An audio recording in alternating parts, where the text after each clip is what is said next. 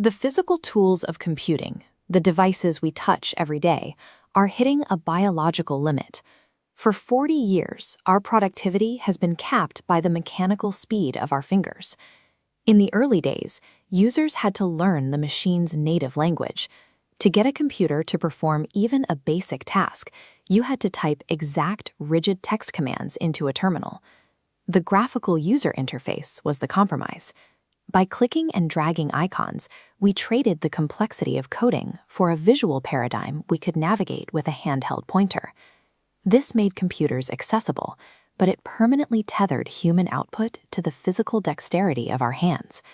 We became the manual laborers of the digital world, moving a cursor to every single command we wanted to execute. As our digital workloads have evolved into massive 3D environments and complex creative workflows, this point-and-click navigation has become a significant friction point. Our software is now moving faster than we can click. This friction is driving a hardware pivot. Following NVIDIA's GTC announcements and Microsoft's latest software integration, we are seeing the arrival of the next-gen AI PC. This architecture involves a total anatomical redesign, split into two distinct technological pillars: a new logic center, the brain, and a new physical engine, the brawn. Examining how these two systems diverge demonstrates how the traditional hardware bottlenecks are being bypassed entirely. On the software side, Microsoft is integrating AI robot assistants and personal agents directly into the bedrock layer of the Windows operating system. This shifts the interaction from direct manipulation to delegation.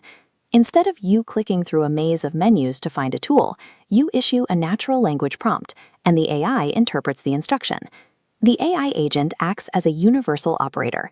It understands the software's internal map, executing the navigation and command sequences on your behalf.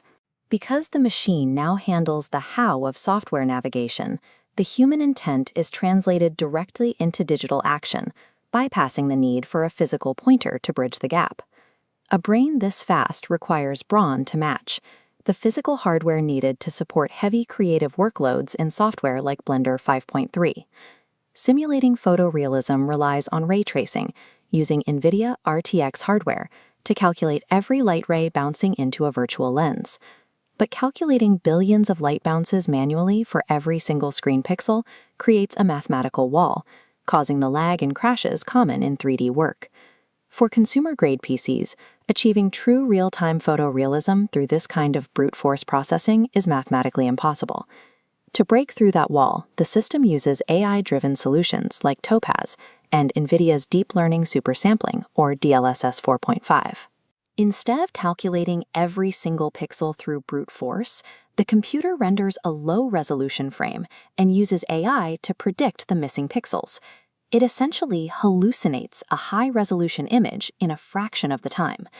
This allows massive rendering tasks to execute almost instantly on a personal machine, removing the need for server farms or long wait times.